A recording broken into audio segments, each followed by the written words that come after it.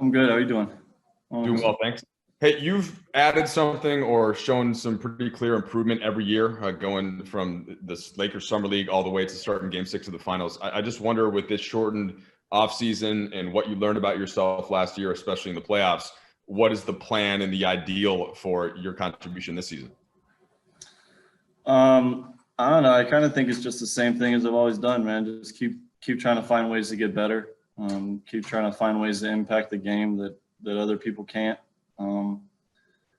I honestly feel like there's a little bit of positive to take from this. Like we us in the Heat have had the shortest amount of time off between playing meaningful games and games where you have to be, on your P's and Q's to say and being locked in and be ready to play. I think that's helped me. Even when I've picked up playing a little pickup and going through some skill work, I just feel like I've had better carryover from now, from last season to now than I have in previous seasons to my summer workouts, just because there was a shortened amount of time. So in that aspect, I'm a little excited about getting back and playing. But as far as, improving and seeing what I can do, it's always the same stuff for me. I think I can get better in every area. I don't think there's one or two that I need to singularly, point out or make the focus. I think it's just an overall thing for me. I guess we've seen that somewhat, Alex, in guys that play for their national teams in an Olympic year or something, right? That come in rhythm and have a good season. So do you see that as something that applies? And then just added to that, how do you make sure that your body is getting what it needs to maintain that length of season that wouldn't be typical? Yeah, definitely. Like I said, I think I think that's maybe the only advantage coming out of maybe having the shortest amount of rest is that, we were, the team that played the longest and has played most recently. And I think that's going to help us. Vice versa, like you said, getting the bodies back to where they need to be. I took a couple of weeks of just not doing a lot, maybe lifting a couple times a week, maybe one workout for the first couple of weeks after we won the championship, just to get, wrist, back, knees, everything, just get everything back to equilibrium or back to where it needs to be for me to be able to get back to work. All right, Dave McMenamin of ESPN. Alex, good to see you, buddy. What was the experience like having a little bit of time to kind of get out of the bubble and then maybe see how your profile had grown? Like, did you experience any, obviously with COVID, maybe you weren't really around people the way you would be in normal times, but did you experience like perhaps your notoriety growing? Yeah, I mean, I think that's normal post winning a championship. There was always kind of a little bit of buzz for me, just given the state of Lakers basketball and kind of the come up that I've had and the exposure that I've gotten over the last year and a half, 2 years. But I think now it's maybe a little less, people just like saying my name and calling out. And I think that now it's a little more recognizable of achievement. I think they understand that I played a big role in us trying to get to the championship and us winning the championship. And I think that's a thing that people appreciate now. Lakers fans already were in love with me, I think. Now I think it's just kind of doubled over. All right, Dan Warkey, LA Times. Sorry, I'm just letting all that love soak in for a second. Alex, you saw kind of this team incorporate people last year into the fold. There was pretty hefty turnover, I guess, when you think about, losing Dwight, losing Rondo, losing Danny, and replacing them with vets. What is it about the culture and the leadership within this organization that makes you confident that you'll be able to recapture that chemistry with new guys? Yeah, unfortunate. It's a positive, unfortunate situation. A lot of those guys went on to take good money other places and to get maybe some expanded roles, and that's always expected coming off a championship team. Is there's always people that are on discount. Any good championship team over the years in any league, there's always either some rookies or some young players or some vets that are on a bit of a discount. So happy for those guys and thankful for the opportunity to play with those group of guys that aren't here anymore. But also, like you said, I think we just have a good base of chemistry, and I think they helped establish that. And I think the new guys coming in are going to do a great job of fitting into that and continuing to push the envelope and try to make this team better than we were last year. Bill Orm with The Athletic.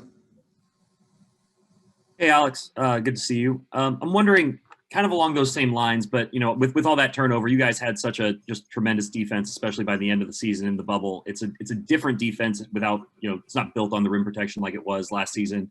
How do you see this team coming together as a defensive unit? Yeah, I mean, like you said, it's going to be a different look.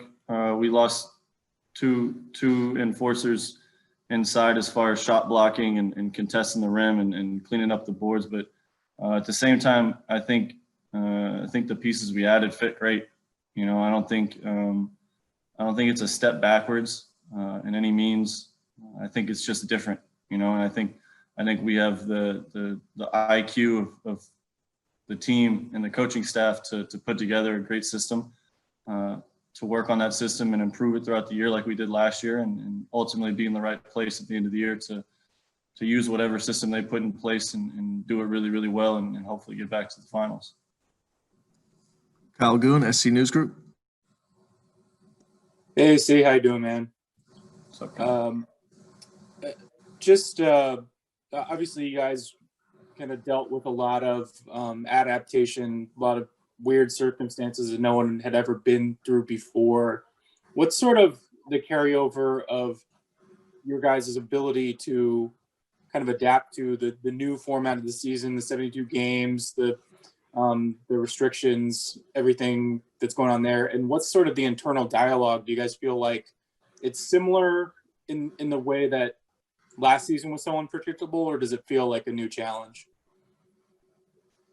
I think it's just as unpredictable as ever, I mean, the fact that we don't even have a full season schedule just shows it's going to be an unpredictable year, right? Like, they've only scheduled games, or at least released that they've only scheduled games up until the All-Star break, just because I think they have to have something in place in case games get canceled or something pops up, So as far as it goes, I feel like last year was almost just a trial run. Last year was just dipping our toes in the water of seeing what it's going to be like, seeing what a bubble would be like, going through, and all these other leagues have tested out what traveling to markets and playing games, and then we'll see what the NFL does with playoffs. And honestly, I think the NBA is in a really good position to carry out a full season and to make it work. As far as the players, mindset going into it, you just got to be adaptable. You got to be ready to play different minutes on different nights, given the circumstances of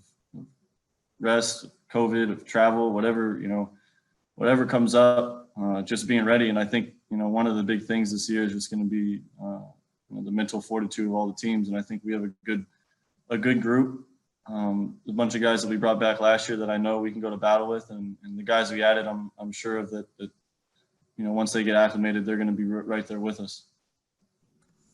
Allie Clifton with Spectrum. Hey, Alex, good to see you.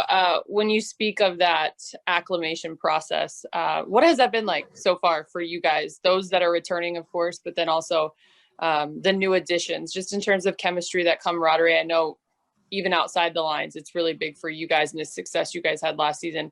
Have you guys begun that process just yet? What has that been like?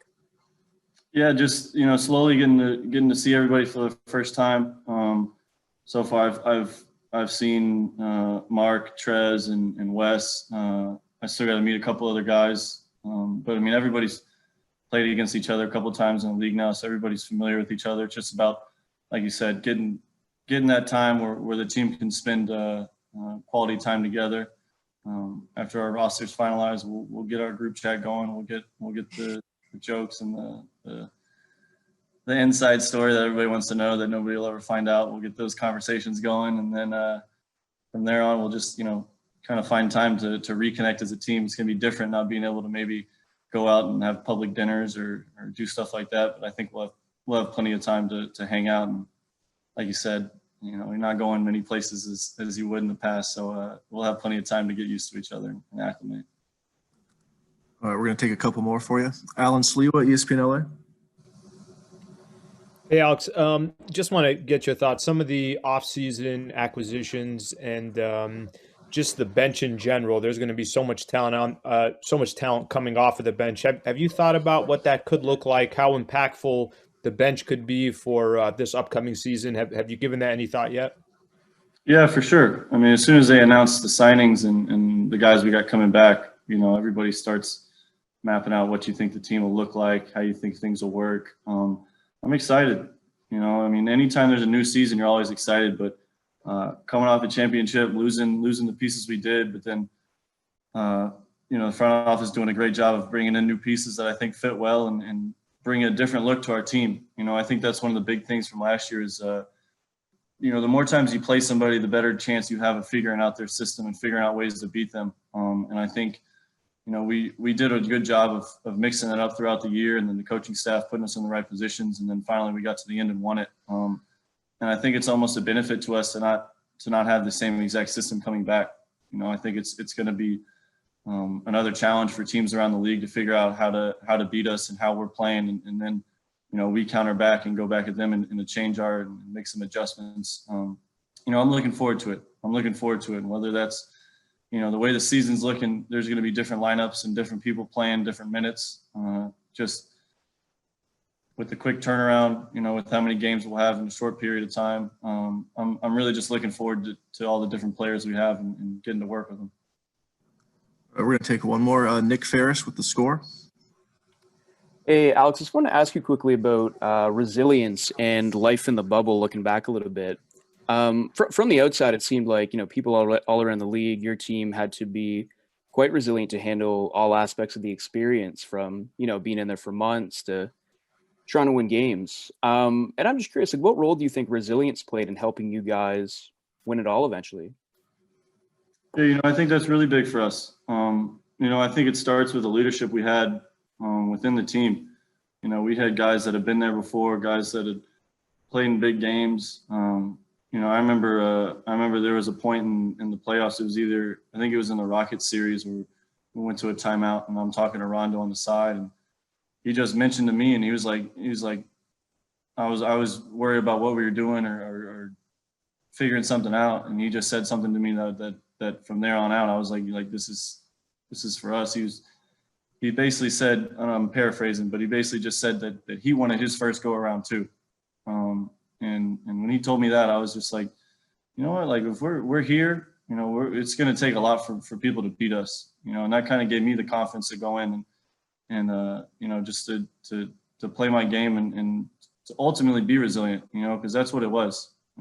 Throughout the playoffs, we lost first game of this series, first game of that series, second game of the finals we lost. We don't think we should have lost. The whole bubble series or the whole bubble scenario is being resilient, being different, being outside of your element.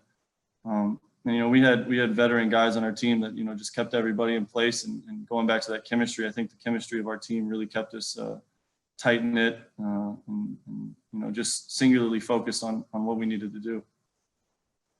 All right, Alex, thank you for the time. Let's get ready for Hoop Jab.